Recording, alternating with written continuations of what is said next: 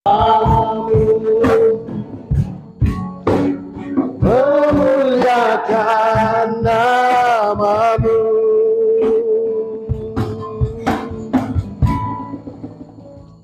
Saya undang kita untuk berdiri.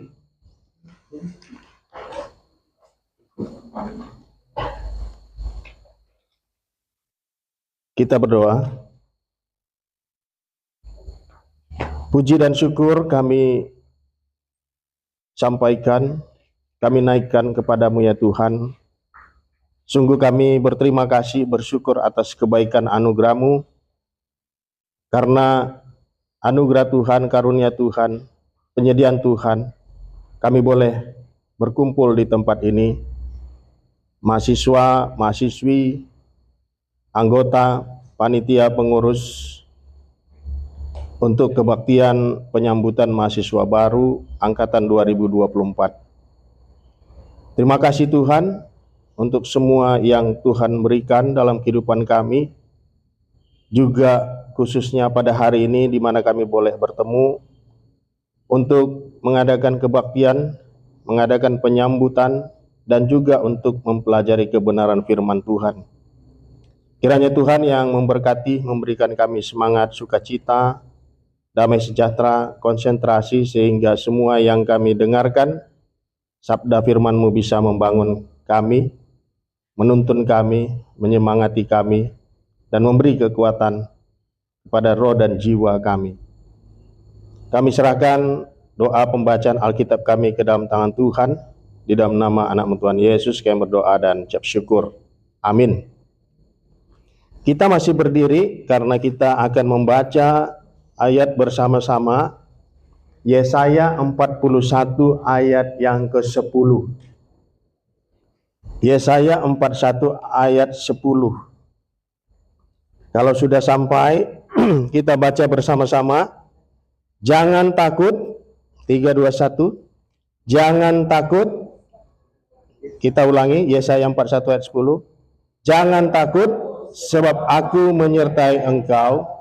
Jangan bimbang, sebab aku ini Allahmu. Aku akan meneguhkan, bahkan akan menolong engkau. Aku akan memegang engkau dengan tangan kananku yang membawa kemenangan. Terima kasih, silakan duduk. Saudara-saudara, tema kita pada pagi hari ini adalah You Will Never Be Alone, di mana ayat kuncinya adalah ayat yang kita baca tadi, yaitu Yesaya 41 ayat 10. Subtema kita menjalin persaudaraan dalam komunitas dan tidak merasa takut karena Tuhan menyertai kita.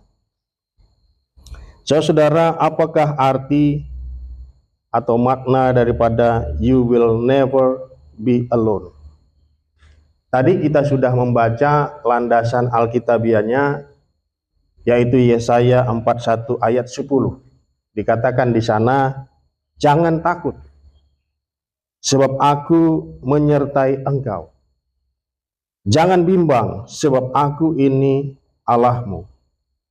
Aku akan meneguhkan, bahkan akan menolong engkau.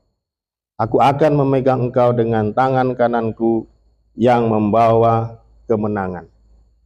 Saudara, tema kita, mahasiswa-mahasiswi yang terkasih, tema kita adalah You Will Never Be Alone. Memang kalau sendiri itu kita ada kecenderungan untuk merasa takut, merasa cemas, merasa khawatir, merasa bahwa nanti tidak ada yang menolong kita, merasa nanti kita sendirian menghadapi tantangan dan persoalan. Betul ya? Tetapi ayat firman Tuhan tadi, Yesaya 41 ayat 10, meyakinkan kita, menyemangati kita bahwa kita tidak seharusnya untuk merasa takut, untuk merasa bimbang, karena Tuhan menjanjikan kehadirannya di tengah kita. Makna penyertaan Tuhan di dalam hal ini, dalam konteks ini mencakup keamanan, mencakup bimbingan, dan mencakup kekuatan. Apa relevansinya untuk kita sebagai mahasiswa baru, anggota ataupun calon anggota KSBI.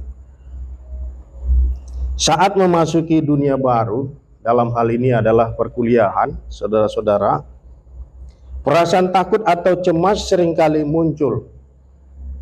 Namun dari ayat yang kita baca tadi, Yesaya 41 ayat 10, mengingatkan kita bahwa kita tidaklah sendirian.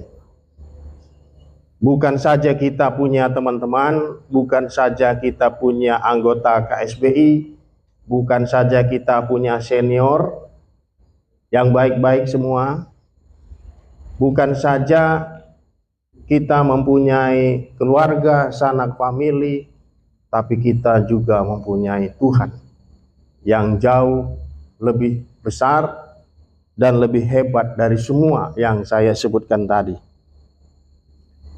Dietrich Bonhoeffer, seorang teolog, mengatakan seperti ini, God does not give us everything we want, but He does fulfill His promises, leading us along the best and straightest paths to Himself.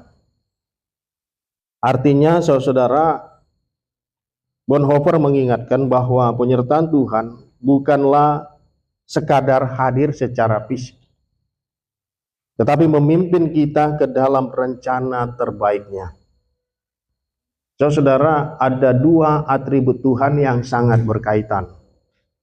Atribut yang pertama adalah Maha Tahu, atribut yang kedua adalah Maha Hadir. Keduanya ini berkaitan, saudara. Kalau mahasiswa-mahasiswi sekalian pernah menonton film spionase, film kepolisian, mafia, dan lain sebagainya, mungkin saudara-saudara akan teringat dengan alat penyadap. Penyadap itu artinya bahwa yang menyadap tidak ada hadir bersama orang yang disadap, tetapi orang yang menyadap itu tahu semua kegiatan orang yang disadapnya. Jadi antara kehadiran dengan pengetahuan itu berkaitan. Tuhan Maha Tahu, Tuhan Maha Hadir. Artinya walaupun kita tidak melihat Tuhan secara fisik, Tuhan itu Maha Tahu. Walaupun kita tidak melihat Tuhan itu secara jasmania dengan mata lahiriah kita, Tuhan itu Maha Hadir. Jadi saudara, sebenarnya tidak ada alasan untuk kita merasa takut. Tetapi ini juga tidak mengatakan bahwa hidup kita akan selalu mudah. Artinya kalau kita kombinasikan dua kebenaran ini, kalau memang Tuhan Maha Hadir, kalau memang Tuhan Maha Tahu, kenapa hidup saya tidak mudah? Apa kira-kira pemahaman saudara tentang hubungan dari kebenaran ini? Kalau Tuhan Maha Tahu, Tuhan Maha Hadir, kenapa hidup saya tidak mudah?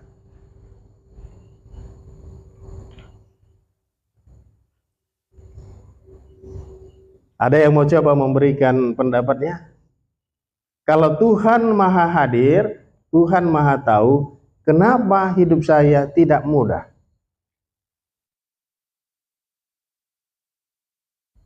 Pertanyaan lagi, apakah kalau hidup kita mudah berarti Tuhan hadir, Tuhan Maha Tahu? Atau apakah kalau hidup kita tidak mudah berarti Tuhan tidak hadir dan Tuhan tidak Maha Tahu? Artinya saudara-saudara, kalau kita menghubungkan kebenaran ini, bahwa kadang-kadang Tuhan mengizinkan hidup kita tidak mudah. Kenapa? Kenapa Tuhan mengizinkan hidup anak-anaknya tidak mudah?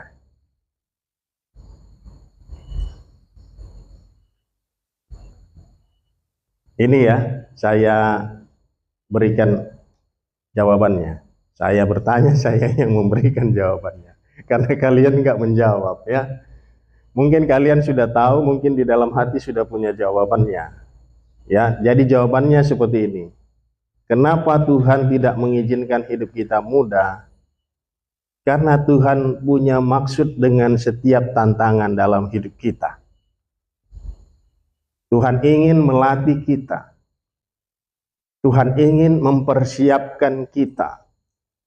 Saudara-saudara, di umur seperti sekarang, coba pikirkan, coba ingat kesusahan, tantangan apa di masa lalu yang menjadi kebaikan Anda hari ini.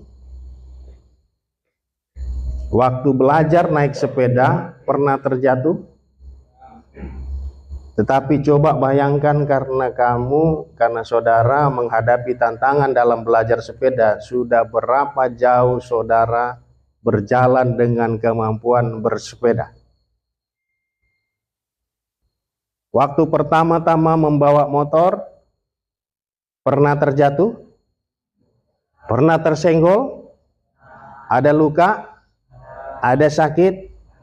Tapi coba saudara bayangkan dengan tantangan yang saudara terima, sudah berapa jauh saudara membawa motor sampai hari ini? Pernah belajar berenang? Pernah minum air sambil berenang karena tidak tahu berenang? Pernah tenggelam? Pernah hanyut? Saya pernah. Tapi sekarang saya bisa berenang. Saudara, tantangan-tantangan dalam hidup kita kadang-kadang diizinkan Tuhan untuk mempersiapkan kita, untuk memperlengkapi kita. Kalau Tuhan buat semuanya mudah, izinkan semuanya mudah, mungkin nggak ada kita yang mempunyai keahlian berenang, tidak ada punya keahlian membawa sepeda motor, membawa sepeda, dan lain sebagainya. Kadang-kadang Tuhan izinkan itu untuk mendatangkan kebaikan dan juga untuk mempersiapkan kita. Amin. Nanti saya akan bacakan lagi, ada kutipan yang luar biasa berkaitan dengan itu. Ya, baik. Kedua yang saya ingin sampaikan, bahwa Tuhan menyertai kita dalam segala situasi. Tuhan tetap hadir meskipun kita berada di dalam ketakutan. Dan Tuhan seringkali mengatakan jangan takut. Apabila kita membaca Alkitab, kita akan sering menemukan frasa ini, jangan takut. Frasa jangan takut itu muncul berulang kali, saudara, di dalam Alkitab. Artinya ini adalah panggilan untuk kita mempercayai kehadiran Tuhan lebih dari apa yang kita lihat atau alami. Kalau kita merasa takut karena banyak hal yang kita tidak mengerti, banyak hal yang kita tidak lihat, banyak hal yang kita belum alami, ada satu frasa yang Tuhan katakan kepada kita, jangan takut. Jangan takut bukan karena kita terlalu berani, bukan karena kita terlalu hebat, tetapi karena Tuhan yang menjamin itu. Amin. Mazmur 23 ayat 4 mengatakan demikian, sekalipun aku berjalan dalam lembah kekelaman, aku tidak takut bahaya. Alasannya ini yang penting, sebab Engkau besertaku. Jadi ada alasan, ada dasar, ada fondasi mengapa kita tidak seharusnya merasa takut, sebab Tuhan besertaku. Pemazmur bahkan mengatakan di Seol, di kuburan, di kedalaman bumi, Tuhan pun ada. Tuhan pun beserta dengan sang pemazmur. Dia begitu merasakan kasih Tuhan, begitu merasakan kehadiran Tuhan, begitu merasakan penyertaan Tuhan. C.S. Lewis mengatakan seperti ini, saudara, God whispers to us in our pleasures, speaks in our conscience, but shouts in our pains. It is his megaphone to rouse a deaf world. Artinya secara umum seperti ini, saudara sekalian, penyertaan Tuhan sering terasa paling kuat saat kita berada dalam penderitaan atau ketakutan. Justru di situ penyertaan Tuhan terasa paling kuat. Kalau suasananya seperti ini, pagi-pagi ada bunyi, ya, apa itu, jangkrik, burung-burung di pohon, suasana nyaman. Penyertaan Tuhan mungkin kadang-kadang orang take for granted. Take for granted itu maksudnya ya udahlah, emang biasanya begitu, ya. Tapi kalau selamat dari kecelakaan, tadinya mau diserempet truk, tiba-tiba tidak jadi karena ada orang yang bantuin dan lain sebagainya. Tadinya nggak ada duit, tiba-tiba ada orang bantuin, ada sesuatu terjadi. Apa yang kita katakan? Puji Tuhan, tadi saya mendapat pertolongan Tuhan, betul ya? Tapi kalau sehari-hari kita makan, ini bernapas, semuanya kita merasa itu biasa saja. Tapi buat orang yang susah bernapas, tiba-tiba bisa bernapas, bisa sehat, dia bilang, puji Tuhan, saya bisa bernapas. Saudara-saudara, kapan terakhir kali menyadari bahwa saudara bisa bernapas karena karunia pemberian Tuhan? Kadang-kadang kita lupa, ya. Saudara-saudara nggak sendiri, saya juga begitu, kadang-kadang bisa lupa. Kita semua bisa lupa bahwa Tuhan memberikan kita napas kehidupan. Tapi buat orang yang susah bernapas karena sakit, tiba-tiba pernapasannya menjadi lancar, dia merasakan penyertaan Tuhan yang luar biasa. Seperti yang dikatakan C.S. Lewis tadi. Penyertaan Tuhan sering terasa paling kuat saat kita berada dalam penderitaan atau ketakutan. Coba hubungkan kebenaran ini. Mengapa Tuhan mengizinkan situasi yang sulit dalam hidup kita? Berdasarkan mengacu pada penjelasan saya barusan, kenapa Tuhan mengizinkan kesulitan dalam hidup kita, saudara-saudara sekalian?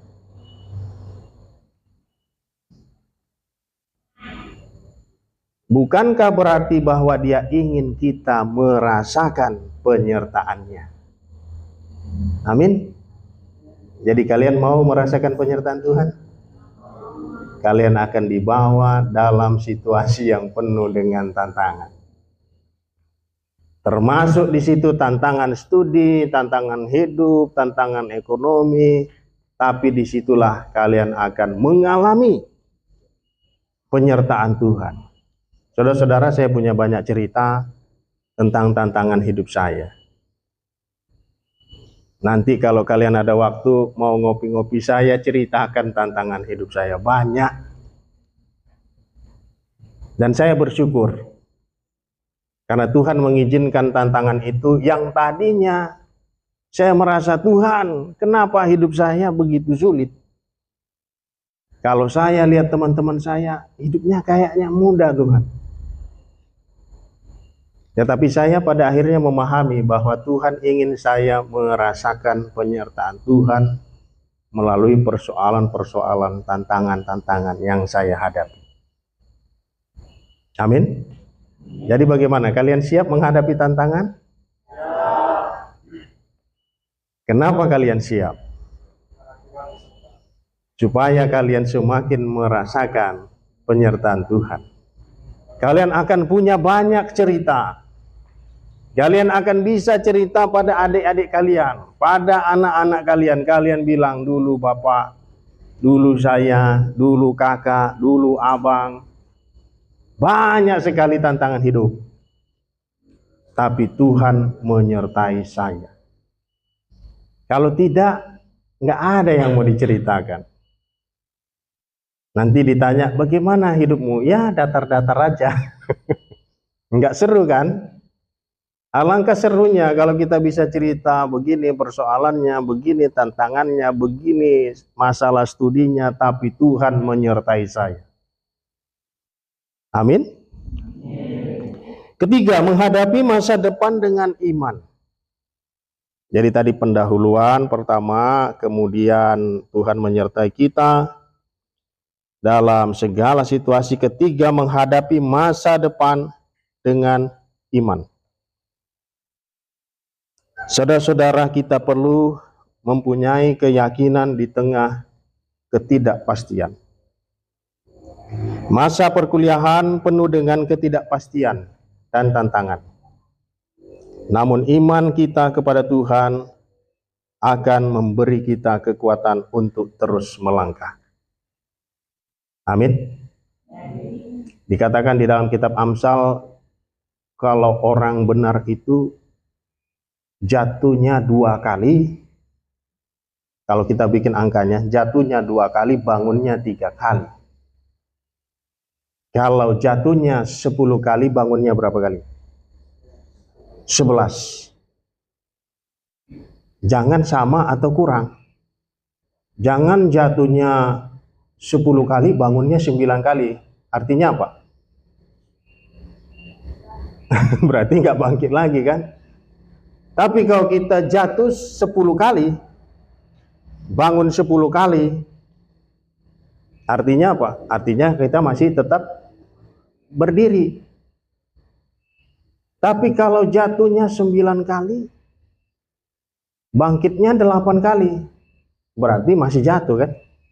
Jadi saudara, kita harus tetap beriman, jangan putus asa, jangan menyerah, jangan kecewa, tetap semangat. Amin.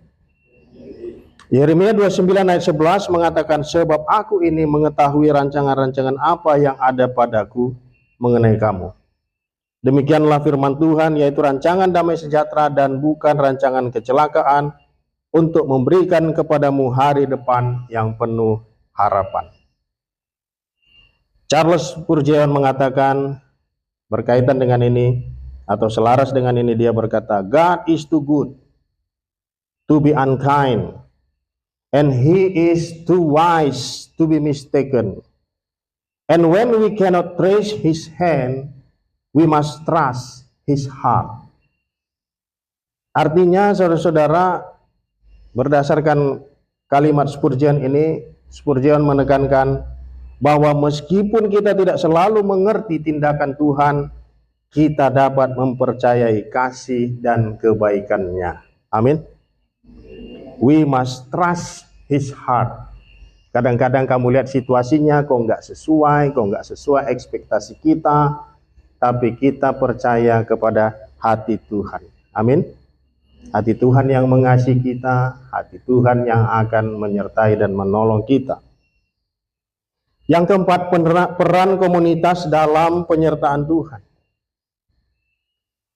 Saudara-saudara, kita semua memerlukan persaudaraan, dan kita harus memelihara, menjaga, mengembangkan, menumbuhkan persaudaraan yang Kristiani.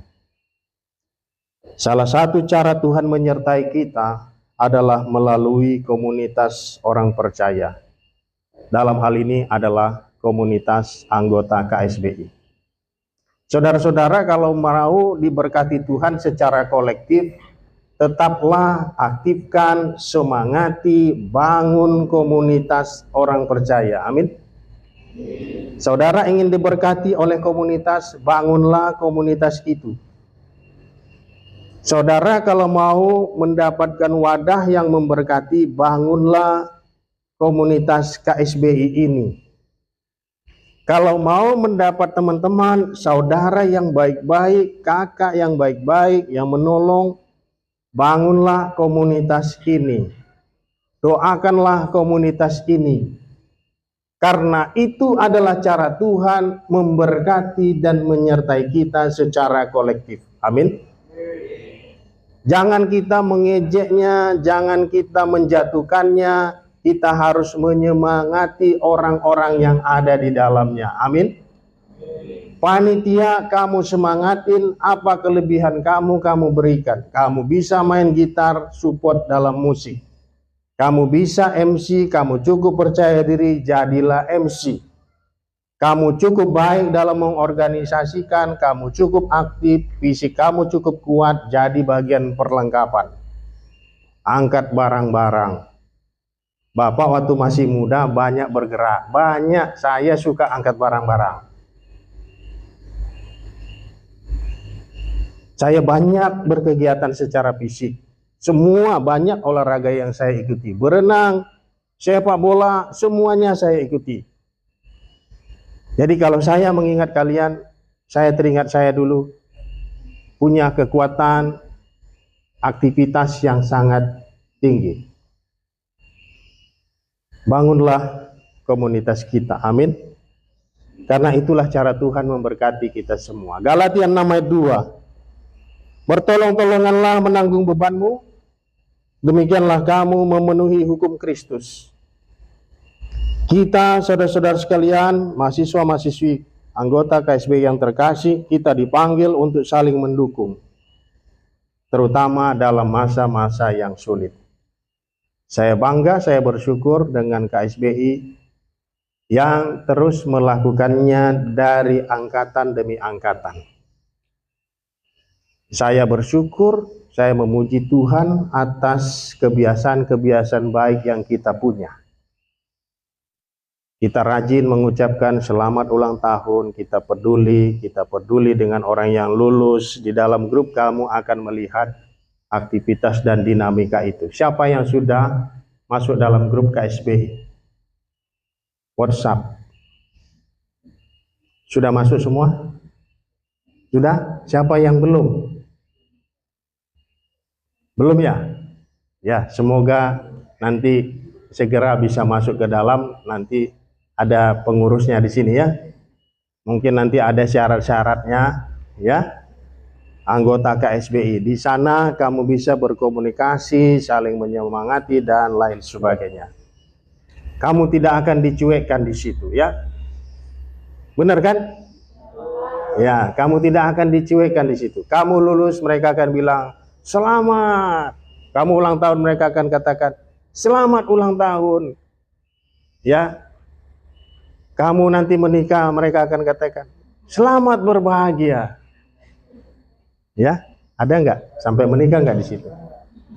Enggak ya, langsung keluar ya kalau sudah lulus ya. Maaf, saya agak hiperbola pada saat ini ya. Dietrich Bonhoeffer mengatakan Christianity means community through Jesus Christ and in Jesus Christ. Artinya persekutuan Kristiani hanya mungkin melalui Kristus dan di dalamnya kita tidak pernah sendirian. Amin. Jadi kalau kamu tanya mananya Tuhan itu? Enggak, saya tengok Tuhan itu. Padahal Tuhan udah punya cara. Caranya adalah Tuhan menghendaki, mengizinkan, membentuk kumpulan orang percaya. Dengan cara itulah kamu merasakan kehadiran Tuhan. Amin. Melalui saudara-saudara kamu. Makanya dikatakan bahwa kumpulan orang percaya itu adalah tubuh Kristus. Di mana tubuh Kristus itulah yang beraktivitas, bergerak, melakukan berbagai kegiatan yang mewakili atau yang berdasarkan atas nilai-nilai dan kebenaran Allah. Yang kelima, tindakan iman, percaya dan bergerak dalam keberanian. Tuhan tidak hanya menyertai kita, tetapi juga memanggil kita untuk bertindak dengan iman. Filipi 4 ayat 6-7 mengatakan seperti ini, janganlah hendaknya kamu khawatir tentang apapun juga, tetapi nyatakanlah dalam segala hal keinginanmu kepada Allah dalam doa dan permohonan dengan ucapan syukur. Saudara-saudara, penyertaan Tuhan membebaskan kita dari kecemasan dan mendorong kita untuk terus berdoa. John Stott, seorang teolog almarhum ya, mengatakan seperti ini. Faith is a reasoning trust, a trust which reckons thoughtfully and confidently upon the trustworthiness of God. Iman adalah kepercayaan yang logis kepada Tuhan yang setia. Jadi saudara, beriman kepada Tuhan itu adalah sesuatu yang logis. Kenapa? Karena Tuhan kita setia. Kita bisa bergantung, kita bisa mengandalkan Tuhan karena Dia setia. Amin. Kesimpulannya bahwa harapan dan keberanian adalah sesuatu yang dapat kita miliki dalam penyertaan Tuhan. Yesaya 41 ayat 10 adalah janji Tuhan, bahwa Tuhan tidak hanya menyertai kita, tetapi juga meneguhkan, menolong dan membawa kemenangan. Ini adalah dasar untuk kita agar kita tidak takut dan tidak bimbang. Saudara-saudara, kita perlu mempunyai iman yang berbuah dalam persaudaraan KSBI. Dalam komunitas ini, kita dipanggil untuk menjalin persaudaraan, saling mendukung, dan tidak berjalan sendirian. Satu cara yang sederhana agar kita tidak jalan sendirian. Berjalanlah dengan orang-orang percaya di KSBI. Benar nggak? Itu cara yang paling sederhana. Melalui iman kita dapat melangkah dengan keberanian. Kita tutup di dalam doa. Terima kasih ya Tuhan. Kami bersyukur Tuhan memberkati pembacaan Alkitab kami. Kami berdoa agar setiap mahasiswa baru di tempat ini merasa diberkati dengan kehadiran Tuhan dan menemukan kekuatan serta persaudaraan dalam komunitas KSBI ini. Terima kasih Bapa, kami berdoa untuk KSBI terus maju, berkembang, bertumbuh sebagaimana rancangan Tuhan yang baik dalam hidup kami. Di dalam nama anak Tuhan Yesus kami berdoa dan mengucap syukur. Amin.